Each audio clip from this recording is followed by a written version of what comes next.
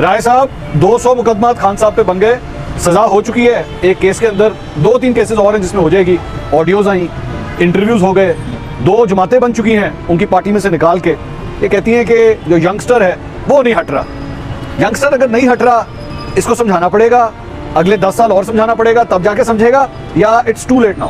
मंसूर साहब बड़ा valid point है आयशा का, वो सेकंड है। प्रॉब्लम यहाँ पे क्या है कि जो 2000 बाद के लोग थे उन्होंने टीवी के ऊपर हजारों शोज देखे, एक ही चीज, जरदारी साहब चोर है, नवाज शरीफ साहब चोर है, और सेवियर जो है इस टाइम के ऊपर जो मसीहा है इस कौम का, उनका नाम इमरान खान साहब। यहाँ तक कि सुप्रीम कोर्ट से सादिक और अमीन पहली दफा तारीख में एक बंदे को लकब दिया गया और उनका नाम इमरान खान साहब। अब जो 20 साल लगा के आपने जहन साजी की है, आप 6 महीने या 8 महीने का टाइम दें उन्हीं एंकर्स को, उन्हीं जर्नलिस्ट को जिन्होंने 20 साल पिछले ये राग पड़ा चोर है चोर है चोर है। अब वो कहेंगे नवाज शरीफ साहब बड़े नीट एंड क्लीन आदमी हैं, हमने जो माजी में कहा वो सब गलत था, थोड़ा माजी में जाना पड़ेगा। पे दिखा के आप मुझे कहते हैं जी नवाज शरीफ साहब ने मोटरवे दी, मुझे आप ये क्यों नहीं बताते कि साकिब तुम्हारे हाफिजाबाद में बुजदार जैसा सीएम यूनिवर्सिटी देके गए? आप मुझे ये क्यों नहीं बताते कि बुध में 500 बेड का अस्पताल देके गए? आप मुझे ये क्यों नहीं बताते कि ननकाना साहब यूनिवर्सिटी बन रही है? आप मुझे ये क्यों नहीं बताते कि तहरीक-ए-इंसाफ के 3.5 साल के अंदर 21 यूनिवर्सिटियां बन रही है पंजाब के अंदर, 21 नए अस्पताल बन रहे हैं? आप मुझे ये क्यों नहीं बताते कि जहाँ पे हम बैठे हुए यहाँ से 1 किलोमीटर दूर जो अंडरपास अभी कंप्लीट हुआ है, जिसके ऊपर केयर टेकर सीएम को बड़ा अप्रिशिएट किया जा रहा है, करना भी चाहिए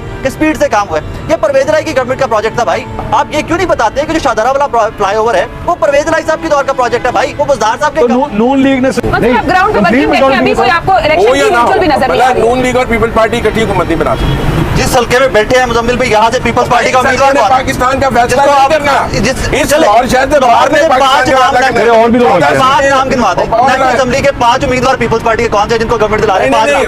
और छोड़े, मेरी एक बात सुने, ये आपसे सिंध में जाके सवाल हो सकता है कि आप 5 नाम गिना दें।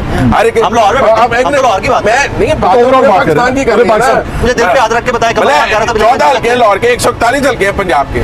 और चलो 14 ही दस दो, कौन जीतेगा? चांद साहब का बता दें कि चांद साहब जीतेंगे, कमर जमान कारा का बता दें। 14 का बता दें, पहले लाहौर की बता दें। फिर 7-7 हो जाएंगे, 7 किस दरमियान?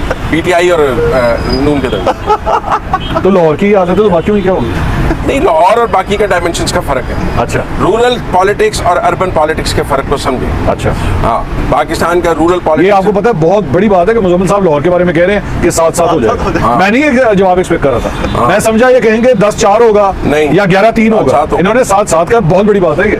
आप इसी पे जो है ना गरीब जाने, आपको साथ देंगे, आपकी साथ आपको निजाम में 7 सीटें मिलेंगी। लाहौर के रिजल्ट्स ये शो करते हैं। देखिए, लाहौर से बाहर भी तो एक पूरा पंजाब है, 140 सीटें हैं। लाहौर से बाहर निकले आपको नजर ही नहीं आएगी PTI. There is no PTI. Faisalabad में नहीं है पीटीआई। नहीं, मैं कह रहा हूँ पत्तोकी में नहीं है, मैं कह रहा हूँ ननकाने में नहीं है, मैं कह रहा हूँ शकरगढ़ में नहीं है, मैं कह रहा हूँ नारोवाल में नहीं है, मैं कह रहा हूँ सांगला में नहीं है, भावलपुर। देखिए, अर्बन और रूरल के फर्क को समझते हुए पाकिस्तान की सियासत रुझान में नहीं है। लीडर लेस, कैंडिडेट लेस, कोई कंपैरिजन। जैसा इन्होंने 14 में से 7-7 का, आप बताइए 14 में लाहौर की क्या सिचुएशन? 14 में 7 इन्होंने कहा कि अभी लाहौर के पुराने लोग जो है सारे तितर बितर है, तहरीक-ए-इंसाफ जिन्होंने पहले लड़ा, फिर भी साथ दे रहे हैं, फिर भी साथ दे रहे हैं। ये साथ दे रहे हैं तो बड़ी गनीमत है। 7 वोट किसको पड़े? 7 सीटों के वोट किसको पड़ेंगे? तहरीक-ए-इंसाफ को और इमरान खान को या मंसूर को? मैं तो कहता हूँ कि मैनिफेस्टो को वोट पड़ता है, मैं शख्सियात में बिलीव नहीं करता, मैनिफेस्टो को वोट पड़ता है। अब जिस रूरल पॉलिटिक्स की ये बात कर रहे हैं, ये लाहौर में बैठे हुए, मैं उसका हिस्सा हूँ, मैं देहाती आदमी, मैं उसमें वीडियो अपॉलॉजी, मैं मुजम्मिल साहब से बेहतर जानता हूँ सियासत को, किसमें होता क्या है। मुजम्मिल साहब, हमारे देहातों के अंदर जब कोई बंदा भगौड़ा होता है ना, जबकि मुश्किल वक्त में झुक जाता है, तो उसके बड़े करीबी लोग भी कहते हैं कि कमजोर निकला है, साइड पे चला गया। और वही लोग जो तहरीक-ए-इंसाफ को छोड़ के आईपीपी में चले गए में, उनके हल्कों का जाके विजिट कर लीजिए कि जनाब हर उनकी अपनी बिरादरी, उनका अपना वोटर ये बार बार एक चीज का शिकवा करता है कि यार साडा मेंबर कमजोर निकला है, साडा मेंबर लम्बा पै गया, साडा मेंबर चढ़ गया। अब उसकी रिप्लेसमेंट क्या है? उसकी रिप्लेसमेंट वो है कि कोई एक नौजवान जो उठ के टफ टाइम के अंदर नारा लगाएगा जी मैं तहरीक-ए-इंसाफ के टिकट पे हूँ या मैं इमरान खान के साथ हूँ, वो उससे डबल सपोर्ट ले जाएगा ऑन ग्राउंड रियलिटी। फिर ये फैसला तो 8 फरवरी को होगा ना। अच्छा, बहस फजूल है, उनकी एक राय है, मेरी एक राय है, ठीक है, तो आप 10 फरवरी को शो कर लेना।